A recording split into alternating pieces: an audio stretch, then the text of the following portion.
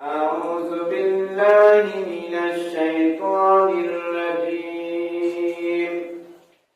بسم الله الرحمن الرحيم.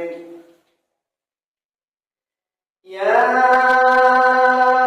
أيها الذين آمنوا كتب عليكم الصيام كما كتب على الذين من قبلكم لعلكم تتقون. وقال رسول الله صلى الله عليه وسلم الصيام جنة. আলহামদুলিল্লাহ, পবিত্র রমজান মাস যেন আমাদের দরজার সামনে কড়া নাড়তেছে। যেমনি ভাবে মেহমান অথবা বিভিন্ন আগন্তুক ঘরের দরজার সামনে এসে কলিং বেল টিপে, তেমনি ভাবে আমাদের সামনে পবিত্র রমজান মাস। রোজা এই শব্দটি ফার্সি শব্দ। আরবিতে এই রোজার নাম হয়েছে সাউম অথবা সিয়াম। সিয়াম অথবা সাউম এর অর্থ হয়েছে সুবহে সাদেক থেকে আরম্ভ করে সূর্যাস্ত পর্যন্ত যাবতীয় পানাহার এবং কি স্বামী স্ত্রীর দৈহিক মিলন থেকে বিরত থাকার নাম হয়েছে সাউম বা রোজা। এই রোজা এটা হয়েছে ফার্সি শব্দ। এর অর্থ হয়েছে জ্বালিয়ে দেওয়া, পুড়িয়ে দেওয়া, নিঃশেষ করা। রোজা রাখার কারণে মানুষের বিগত জীবনের সমস্ত গুণাবলীকে জ্বালিয়ে দেওয়া হয়, পুড়িয়ে দেওয়া হয়, নিঃশেষ করা হয়। রোজা এমন একটা ফজিলতপূর্ণ ইবাদত মহান আল্লাহ রাব্বুল আলামিন আমাদেরকে দান করেছেন। মহান আল্লাহ রাব্বুল আলামিন বলেন, ইয়া আইয়ুহাল্লাযীনা আমানু কুতিবা আলাইকুমুস সিয়ামু কামা কুতিবা আলাল্লাযীনা মিন ক্বাবলিকুম লাআল্লাকুম তাত্তাকুন। রব্বুল আলামিন বলেন, হে ঈমানদাররা, যারা ঈমান এনেছো, আমি আল্লাহ রাব্বুল আলামিন তোমাদের উপরে রোজা ফরজ করেছি। যেমনি ভাবে রোজা ফরজ করেছিলাম তোমাদের পূর্ববর্তী নবীদের উপরে এবং তাদের উম্মতের উপরে, যাতে করে তোমরা তাকওয়া অবলম্বন করতে পারো। রোজা রাখাটা কঠিন ইবাদত।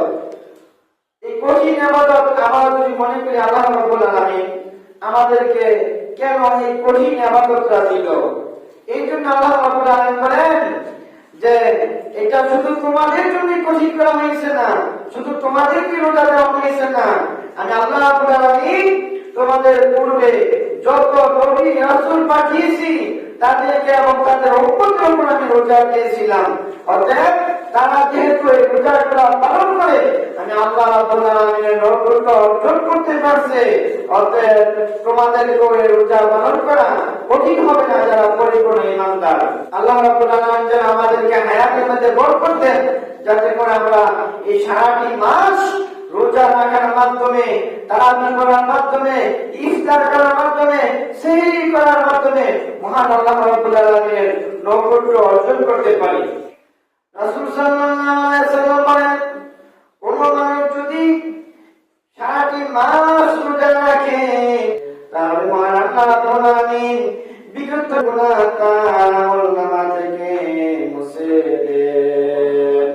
কেউ যদি এই সারাটি মাস নেক নিয়তে রোজা রাখে তাহলে আল্লাহ রাব্বুল আলামিন বিগত গুনাহ তার আমলনামা থেকে মুছে দিবেন বলে সুবহানাল্লাহ।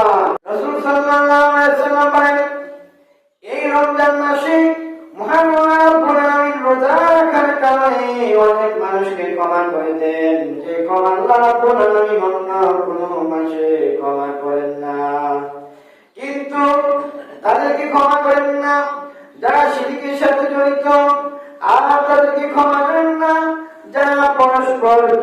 লিপ্ত আছে, ঝগড়া ফাসাদে লিপ্ত আছে। সুতরাং আশা রাখি আমরা যদি পরস্পর কারোর সাথে ঝগড়া ফাসাদে মন মিলনতা থাকে, তাহলে আমরা এগুলো যেন শেষ করে নিই। তাহলে আল্লাহ রাব্বুল আলামিনের কাছে আমরা এই রমজানের ফজিলত আমরা পাবো। আর রোজা রাখার জন্য আমরা যখন সেই খাওয়ার করবো, আরাম করবো, এই জন্য আমরা মন থেকে নিয়ত করতে হবে। নিয়ত কিন্তু মুখে পড়ার জন্য না, মুখে পড়ার কোন নিয়ত নাই। একটা মানুষের নিয়তই আছে মুখে পড়ার জন্য, যেটাকে বলা হয় হজের তালবিয়া। যারা হজ করতে যায় তারা তালবিয়া পাঠ করে, লাব্বাইক আল্লাহুম্মা লাব্বাইক লা শারীকা লাব্বাইক ইন্নাল হামদা ওয়া নি'মাতা লাকা ওয়াল মুলক। এই শুধু হজের জন্য শুধু একটা তালবিয়ার নিয়ত আছে। আর কোনো ইবাদতের নামাজ রোজা এগুলা মুখে পড়ার মতো নিয়ত না। নিয়ত হচ্ছে অন্তরে পড়া, মনে মনে সংকল্প করা। যেমন কোন রাত্রে কোন মাসে তো আমরা তারাবি করি নাই, আজকে আমরা যদি চার উঠে তাহলে বাড়ি থেকে একটা আমরা নিয়ত নিয়ে আসবো, আজকে আমরা তারাবি করবো। তাহলে এই জিনিসের নিয়ত মনে মনে সংকল্প করা, মনে মনে ইচ্ছা করা যে আজকে আমরা তারাবি করবো, এটা হচ্ছে নিয়ত। তো মনে মনে নিয়ত করা হয়েছে সুন্নাহ। রাসূল সাল্লাল্লাহু আলাইহি ওয়াসাল্লাম বলেন, ইন্নামাল আমালু বিন্নিয়াত। প্রত্যেক ইবাদত আল্লাহ কবুল করেন তার নিয়তের উপরে নির্ভর করে। তারাবি পড়া সুন্নাহ, তারাবি পড়ার অনেক ফজিলত আছে। রাসূল সাল্লাল্লাহু আলাইহি ওয়াসাল্লাম বলেন, যে ব্যক্তি রাতের বেলা তারাবি পড়ে মহান আল্লাহ রাব্বুল আলামিন তার বিগত জীবনের গুনাহগুলোকে ক্ষমা করে দেন। তো তারাবি পড়বো, তারাবি করতেছি দৃষ্টিভাবে বিরত। রাসূল সাল্লাল্লাহু আলাইহি ওয়াসাল্লাম তারাবি পড়তেন, সাহাবারা তারাবি পড়তেন। তারাবি শব্দটার অর্থ হচ্ছে কি বিরত অথবা দৃষ্টি রেস্ট নেওয়া। রাসূল সাল্লাল্লাহু আলাইহি ওয়াসাল্লাম ওনার জীবনে যত তারাবি করছে, উনি 8 টাকা তারাবি করছেন আর বিতির করছেন 3 টাকা। সহিহ হাদিসের মধ্যে পাওয়া যায়। কিন্তু সাহাবীরা এর চেয়ে বেশি তারাবি করছেন।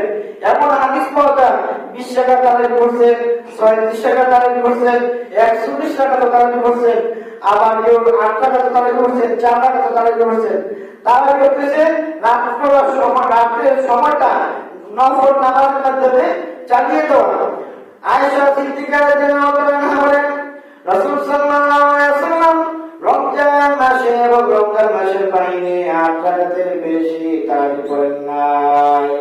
কিন্তু রাসূল সাল্লাল্লাহু আলাইহি ওয়াসাল্লাম এমন ভাবে তারাবি করতেন যে তারাবি পড়তে পড়তে পড়তে পড়তে ওনার পা গুলা ফুলে যেত। নবীজি এত লম্বা লম্বা সূরা পড়তেন, অনেক আয়াত পড়তেন। এত আয়াত এত সূরা পড়ার কারণে রাসূলের পা গুলা ফুলে যেত। এইভাবে রাসূল সাল্লাল্লাহু আলাইহি ওয়াসাল্লাম 8 রাকাত নামাজ পড়তেন। আয়েশা সিদ্দিকা বলেন, কেউ আমাকে জিজ্ঞেস করো না রাসূল সাল্লাল্লাহু আলাইহি ওয়াসাল্লামের তারাবি ধরন কেমন ছিল, কারণ তার 4 রাকাত 8 রাকাত নামাজের এমন ধরন ছিল যে আমি বর্ণনা করে শেষ করতে পারবো না। যে তিনি এত লম্বা সিজদা দিতেন, এত লম্বা রুকু দিতেন, এত আয়াত পড়তেন, এত সূরা পড়তেন, আমি কি বর্ণনা করে শেষ করতে পারবো না।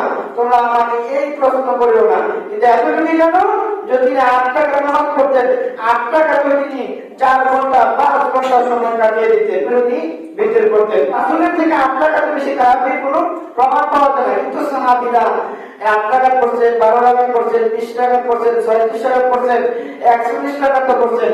অর্থাৎ যেহেতু এটা নফল নামাজ, আমরা 8 টাকা পড়তে পারি, 20 টাকা পড়তে পারি, 36 টাকা পড়তে পারি, 140 টাকা পড়তে পারি। কিন্তু এগুলো নিয়ে ঝগড়া করা, বাড়াবাড়ি করা, ফেতনা করা, এটা হচ্ছে গুনাহের কাজ। এই রমজানকে উপলক্ষে করে এখন অনেক এলাকায়, অনেক মসজিদে এগুলা নিয়ে একটা দ্বন্দ্ব সৃষ্টি হবে যে 8 টাকা না 20 টাকা, 20 টাকা না 8 টাকা। 8 টাকা তো জায়েজ, 20 টাকা তো জায়েজ, 36 টাকা তো জায়েজ, 140 টাকা তো জায়েজ। যেমন নামাজে নাভি নিচে হাত বাঁধা জায়েজ, বুকুর উপরে হাত বাঁধা জায়েজ, নাভি উপরে হাত বাঁধা জায়েজ, যার যেটা ইচ্ছা। আমি এটা একটু বাড়াবাড়ি থেকে বলছি, সে গুনাহের মধ্যে পড়ে যাবে। আমরা 20 টাকা তো পড়বো, মাঝে মধ্যে আপনার মনে 8 টাকা তো পড়তে হবে, যেহেতু রাসূল সাল্লাল্লাহু আলাইহি ওয়াসাল্লাম পড়ছে। এই জন্য আমরা এটা কোনো তর্ক করবো না, দৃষ্টি ভাবে পড়বো। অনেক মসজিদে খতমে দালামি পড়ে, এমন ভাবে গতিতে পড়ে যে পড়াগুলা মানুষই বোঝে না। কিন্তু ওই পড়াগুলা যে কোরআনের তেলাওয়াত পেছনে মানুষগুলো বুঝতে পারে না, ওই তারাবি হবে না। মহান আল্লাহ রাব্বুল আলামিন বলেন ওয়ারাত্তিলিল কুরআনা তারতিলা, তোমরা কোরআন তেলাওয়াত করো তারতিল সহকারে ধীর ভাবে।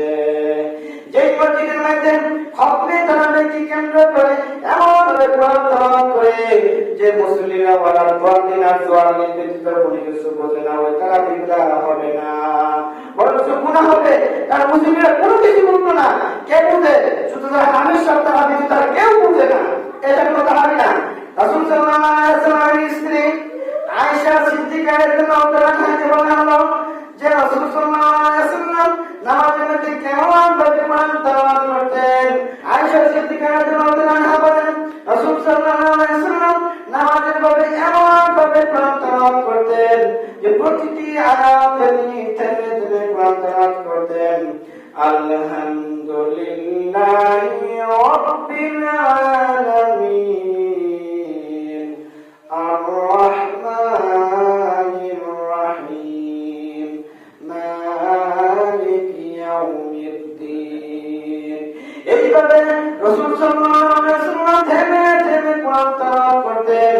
অতএব আমরা তারাবি পড়ি অথবা অন্যান্য নামাজ পড়ি, প্রত্যেক নামাজে কোরআন তেলাওয়াত থেমে থেমে পড়াটাই সুন্নাত। আমরা এই বেশি সওয়াবের জন্য এইভাবে খতমে তারাবি সিস্টেম করিয়া বিশেষ করে বাংলাদেশে এমন ভাবে বকি আরম্ভ করে এবং কি পশ্চিম কমিটি বইটা দেয় আরো তাড়াতাড়ি করেন, আরো তাড়াতাড়ি করেন, এটা ঠিক না। কারণ কোরআন শরীফে খতম করা না, কোরআন কি খতম করা হয়, কোরআন কি শেষ করে ফেলা হয় যে মুসলিমরা কেউ বুঝে না এমন ভাবে তারাবি করা ঠিক না। আমরা সুন্দরভাবে ভালো পরিস্থিতি হবে আমরা কোরআন তেলাওয়াত শুনবো। এমন ভাবে দেখেন আমরা যদি তারাবি করি প্রতিটা আয়াত যদি থেমে থেমে পড়ি, অনেক মুসলিমরা আছে যে কিছু সূরা মানে তেমন ভালো করে পারে না। যদি আমরা এভাবে থেমে থেমে পড়ি তাহলে এই সূরাটা তাদের শিক্ষা হয়ে গেল এক মাসে তারাবি করতে করতে। তারাবি করা হচ্ছে সুন্নাত, যেটাকে বলা হয় নফল। কেউ যদি সারা জীবন তারাবি না পড়ে তার কোনো গুনাহ হবে না। অনেকে মনে করে তারাবি না পড়লে মনে রোজা রাখা যায় না, আসলে এই কথাটা সঠিক নয়। তারাবি হচ্ছে রাতের ইবাদত আর রোজা হচ্ছে দিনের বেলা ফরজ ইবাদত। তারাবি যদি কেউ বিশেষ কোনো কারণে না পড়তে পারে, কোনো ব্যস্ততার কারণে, তাতে কোনো সমস্যা নাই, তার গুনাহ হবে না। কারণ তারা এটা হচ্ছে সুন্নাত নফল, এটা পড়লে সওয়াব, না পড়লে গুনাহ নাই। কিন্তু আমরা পড়বো, যেহেতু রাসূল সাল্লাল্লাহু আলাইহি ওয়াসাল্লাম বলেছেন যে যারা যদি কেউ তারাবি পড়ে তাহলে আল্লাহ রাব্বুল আলামিন তার বিগত গুনাহ আল্লাহ ক্ষমা করে দেবেন। সুবহানাল্লাহ। মূল কথা হচ্ছে লম্বা সময় নামাজের মধ্যে রাতের বেলা কাটিয়ে দেয়, বিভিন্ন কারণে সে খাইতে পারে না। তবে কেন তার মনে জাগলে যে সে না খেলে রোজা হবে কিনা? হ্যাঁ, সে না খেলে রোজা হবে।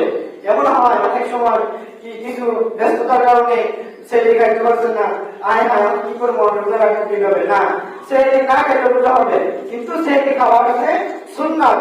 রাসূল সাল্লাল্লাহু আলাইহি ওয়াসাল্লাম বলেন সেই খাওয়ার মধ্যে বরকত আছে, তোমরা সেই খানা সেই ব্যতীত রোজা যেন কেউ না রাখে। কিন্তু কেউ যদি বিশেষ কোনো প্রয়োজনে সেই না খাইতে পারে, ঘুমিয়ে থাকে, তাহলে সে সেই না খাওয়া অবস্থায় রোজা রাখবে। রাসূল সাল্লাল্লাহু আলাইহি ওয়াসাল্লামের সময় অনেকে সেই না খেয়ে এমন ঘুমাইছে উঠতে পারছে না, ফজরের আযানের সময় তখন বলে তোমরা সেই খাইছো না, সমস্যা নাই, এইভাবে রোজা রাখো। কিন্তু সেই মধ্যে বরকত আছে, সেই খাইলে বরকত হবে। সেই মধ্যে আরেকটা সুন্নাত আমরা পালন করি না, সেই সুন্নাত হয়েছে সেই মধ্যে একটা খেজুর খাওয়া। এই কয়েকটা সুন্নাত আমরা জানি না, দেখে মানতে পারি না। যেমন ইফতারের সময় সর্বপ্রথম খেজুর খাওয়া। আমাদের সমাজে আমাদের দেশে ঠিক সবাই আগে পানি বেড়ে রাখে, সর্বনিম্ন এক গ্লাস হাতের মধ্যে যখন সময় তখন আগে পানি খায় বা শরবত খায়। কিন্তু না, সুন্নত যে প্রথম খেজুর দিয়া রোজা ভাঙা, তারপরে অন্য কিছু খাওয়া। সুতরাং আমরা সেহরি এবং ইফতারে এই দুটো সময় আমরা চেষ্টা করবো যে আমরা প্রথম একটা খেজুর খাবো, বেশি খাওয়ার দরকার নাই, একটা খেজুর খান, খেজুর খাওয়ার পরে সেই খান, একটা খেজুর খান, তারপরে আপনি শরবত খান, রোজা ভাঙিয়ে ইফতার করেন, তাহলে সুন্নতের সবাই গেল।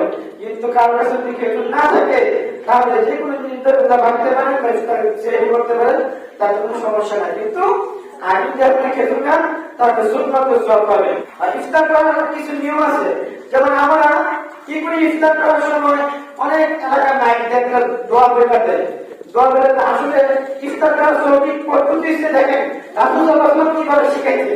যে কোনো খানা খাওয়ার পূর্বে আমরা বলবো বিসমিল্লাহ। কি বলবো? বিসমিল্লাহ। এর চেয়ে সহজ কোনো দোয়া আছে? অনেক দোয়া লম্বা লম্বা দোয়া আমরা পারি না, ওইগুলা পড়তে নিষেধ নাই, কিন্তু সব থেকে সঠিক এবং সহি হয়েছে রাসূল সাল্লাল্লাহু আলাইহি ওয়াসাল্লাম বলছেন তোমরা সেইদিন ইফতার করবা অথবা যে কোনো সময় খাবার খাবা তখন বলবা বিসমিল্লাহ।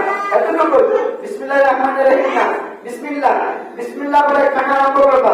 যদি তোমাদের বিসমিল্লাহ বলতে স্মরণ না থাকে খানার মাঝে যদি আবার স্মরণ হয় তখন বলবা বিসমিল্লাহি আউয়ালু ওয়া আখিরু। এবার আমরা ইফতার করবো, সেই করবো। কিন্তু ইফতারের পরে একটা দোয়া আছে, রাসূল সাল্লাল্লাহু আলাইহি ওয়াসাল্লাম বলেন তোমরা বিসমিল্লাহ বলে ইফতার করা করবা। যদি বিসমিল্লাহ বলে স্মরণ না থাকে মাঝে যদি মনে হয় খাবার মাঝে যদি মনে হয় তখন বলবা বিসমিল্লাহি আউয়ালু ওয়া আখিরু। এইভাবে বিসমিল্লাহ বলে যদি আমি ইফতার করা করি, ইফতার করার শেষে আরেকটা দোয়া রাসূল সাল্লাল্লাহু আলাইহি ওয়াসাল্লাম শিখিয়ে দিয়েছেন। ইফতার করার শেষে আরেকটা দোয়া আছে, দোয়াটা হচ্ছে সাহাবাত জামাউ ওয়াক্তালাতিল রুকু ওয়া সাবাতাল আজু।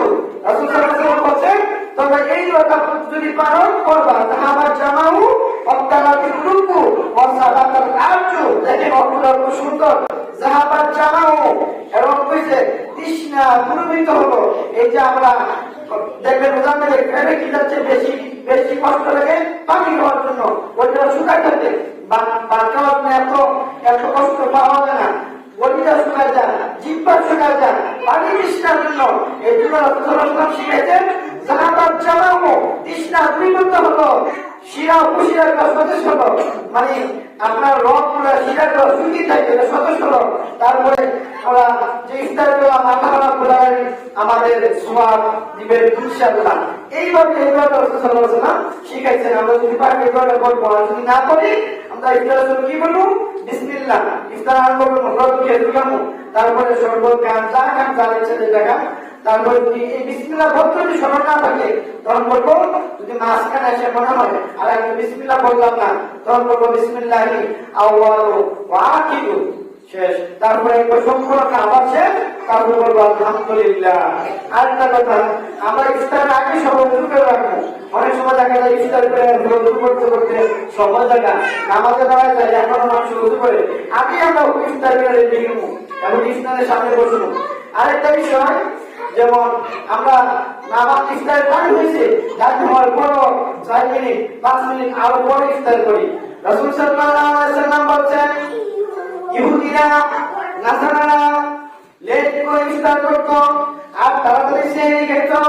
আমার উম্মত যারা তারা ততদিন পর্যন্ত ধ্বংস হবে না যতদিন পর্যন্ত তারা তাড়াতাড়ি ইফতার করবে এবং লেট করে সেহরি খাবে। সুতরাং এই হাদিস থেকে জানা গেল সূর্য ডুবার সাথে সাথে আমরা ইফতার করার চেষ্টা করবো। এখন আগের মতো দিন না, একটা মোবাইলে আসতে প্রত্যেকটা মিনিট মিনিট ঘুরতেছে যে এখন বেলা কতটুকু সময় বাকি আছে ইফতারের। রাসূল সাল্লাল্লাহু আলাইহি ওয়াসাল্লামের সময় ইফতারের সময় হযরত বিলাল রাদিয়াল্লাহু তাআলা আযান দিত, সেই সময় বিলাল রাদিয়াল্লাহু তাআলা আযান দিত, যখনই আযান দিব সাথে সাথে আমরা ইফতার করা আরম্ভ করব। আমরা না লেট না করি। অনেক মহিলারা বলে সারাদিন উপবাস করেছে 5 মিনিট তার অসুবিধা কি না, এগুলো বলতে ইহুদিরা। রাসূল সাল্লাল্লাহু আলাইহি ওয়াসাল্লাম বলেন ইহুদিরা যা করে আমরা মুসলমান সেটা বিরোধিতা করবো। সুতরাং ইফতারের সময় হয়েছে আর আমরা বিলম্ব করবো না, সাথে সাথে আমরা ইফতার করবো। আবু হুরায়রা রাদিয়াল্লাহু তাআলা থেকে বর্ণিত রাসূল সাল্লাল্লাহু আলাইহি ওয়াসাল্লাম সাহাবীদেরকে নিয়ে এক সফরে গেলেন। রোজা অবস্থায় নবীজি বিকাল বেলা এক সাহাবীকে বললেন, ও সাহাবী তাড়াতাড়ি আমার জন্য সাধু বলে এলাম। ওই সাহাবী বললেন, ইয়া রাসূলুল্লাহ ইয়া হাবিবাল্লাহ আপনি আরেকটু অপেক্ষা করুন, আরেকটু পরে ইফতার করুন। নবীজি বললেন, ও সাহাবী উঠে রুকুতে তুমি নামো, আমার জন্য ইফতার নিয়ে আসো, আমি এখন ইফতার করবো। ওই সাহাবী বলতেছে, ইয়া রাসূলুল্লাহ আপনি আরেকটু অপেক্ষা করুন। নবীজি বললেন, ও সাহাবী আর দেরি করা সম্ভব না, যখনই দেখবা পূর্ব দিক দিয়া রাত্র বইয়া আসছে আর পশ্চিম দিক দিয়া সূর্য অস্ত গেছে তার সাথে সাথে ইফতার করার জন্য আল্লাহ কোরআন হুকুম করেছেন। ইহুদিরা নাসারারা ইফতারের সময় লেট করলো, আর সেই সময় তাড়াতাড়ি খেতে হতো, আমরা তাদের বিরোধিতা করবো। আমরা ইফতার করবো তাড়াতাড়ি, সময় হয়েছে সাথে সাথে ইফতার করবো। আর সেই কারণ লেট করে ইহুদিরা সেই দিকে তো একবারে এশার নামাজ পড়ে সেই দিকে যেত, রাতে 12টার সময় সেই দিকে যেত।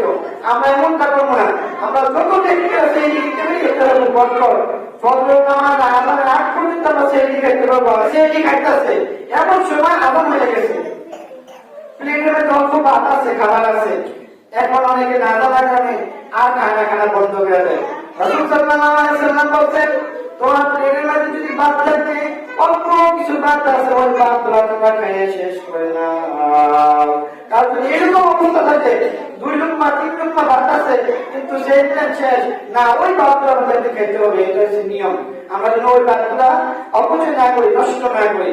আর একটা বিষয় হচ্ছে, ইফতার আমরা একা একা যদি না করি, আমরা চেষ্টা করবো আমার অল্প ভাইকে যেন একটা ইফতার বাড়িতে পারি।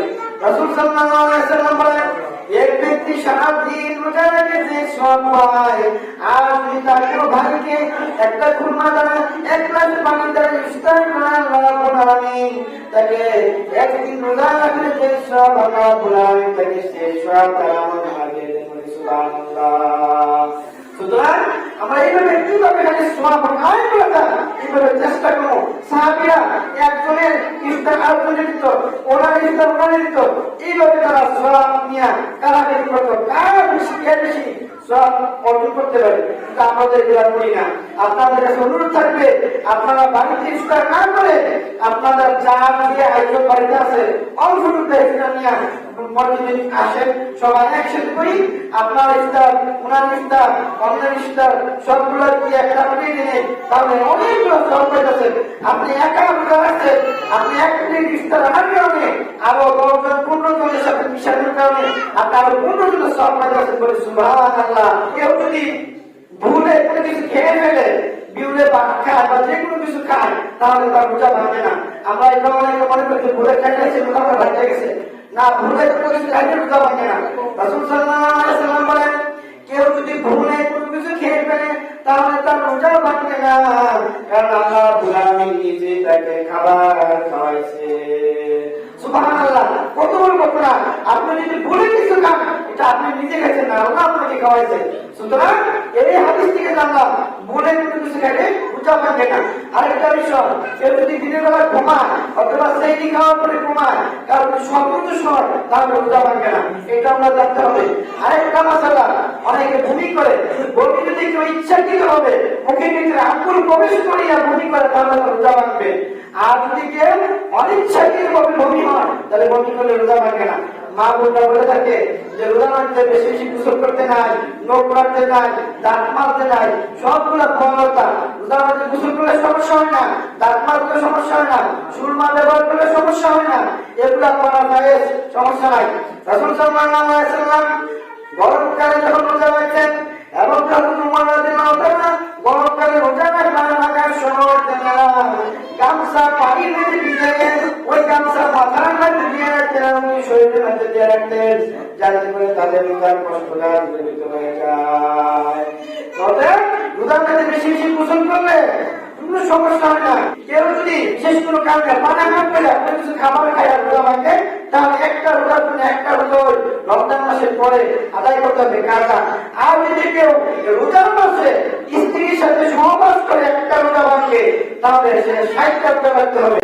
হাদিস শরীফে আছে, রাসূল সাল্লাল্লাহু আলাইহি ওয়াসাল্লাম বলেন, কেউ যদি স্ত্রীর সাথে সহবাস করে দিনের বেলা আর যদি একটা রোজা ভাঙে, তাহলে তাকে একা তালে 60টা রোজা রাখতে হবে। একা তালে 59টা রোজা রাখলাম, আরেকটা রাখলাম না, তাই আগের 59টা বাদ আবার 60টা রাখতে হবে। এইভাবে ধারাবাহিক ভাবে 60টা রোজা রাখতে হবে। কেউ যদি রোজার মাসে দিনের বেলা স্ত্রীর সাথে সহবাস করে, অতএব আমরা এগুলো থেকে অবশ্যই বিরত থাকবো। আর যে যারা মুরব্বী রোজা রাখতে পারে না, যারা বেশি অসুস্থ রোজা রাখতে পারে না, তাদের জন্য ফিদিয়া দিতে হবে। একজন গরিব মিসকিনকে রোজার মাসে 2 বেলা খাবার খাওয়াবেন অথবা 2 বেলা খাবারের টাকা দিবেন। এমনও মহিলা আছে গর্ভবতী 9 মাস 10 মাস যদি সে রোজা রাখে তার পেটে সন্তানের সমস্যা হবে, তার নিজের সমস্যা হবে, ওই ব্যক্তিরও ফিদিয়া দেওয়া যাবে। আমরা যেন এগুলা জানি। আর রোজার যত মাস আমরা জানান দয়া করে আমরা যখন তারাবি করতে আসবো অথবা 5 ওয়াক্ত নামাজ পড়তে আসবো এই সময় আমরা বলবো। আবার অনেকে বলে যে রোজার মাসে তোমরা দাঁত ব্রাশ করবে না, রোজার মাসে রাসূলুল্লাহ বেশি বেশি দাঁত ব্রাশ করতো। আর রোজা রাখার কারণে মুখ থেকে, রোজাদারের মুখ থেকে একটা দুর্গন্ধ আসে। আমরা যদি মনে করি অথবা আমাদের নাকে আসে যে এটা খুবই দুর্গন্ধ, কিন্তু রাসূল সাল্লাল্লাহু আলাইহি ওয়াসাল্লাম বলেন রোজা রাখার কারণে মুসলমানের মুখ থেকে যে দুর্গন্ধটা আসে মহান আল্লাহ রাব্বুল আলামিনের কাছে এটা মেশক আমল, এটা সবচেয়ে বড় পছন্দের একটা গন্ধ। অর্থাৎ রোজা রাখার কারণে আমাদের মুখের থেকে যে দুর্গন্ধটা আসবে আমরা যেন এটাকে অপছন্দ না করি। রাসূল সাল্লাল্লাহু আলাইহি ওয়াসাল্লাম বলেন আসাউমু জুন্নাহ, রোজা হচ্ছে ডাল শুরু, মানে ডাল যেমন জন্নালাটা মানুষকে আত্মরক্ষা করে তেমনি ভাবে রোজা তোমাকে জাহান্নামের আগুন থেকে তোমাকে ফিরিয়ে রাখবে। তোমার সাথে যদি কেউ ঝগড়া করতে আসে অথবা গালি দেয়, তুমি তাকে 5টা গালি দিবা না, তার সাথে ঝগড়া করবে না, তুমি বলবা আমি রোজাদার, আমি তোমার সাথে ঝগড়া করতে পারবো না। এইভাবে রোজাকে হেফাজত করতে হবে। রোজাটাকে উত্তর করবো না, মসজিদ কিছু দেখবো না, ঝগড়া ফসাদ করবো না, প্রতারণা করবো না, সব ধরনের খারাপি থেকে আমরা অবশ্যই বেঁচে থাকবো রোজাকে হেফাজত করার জন্য।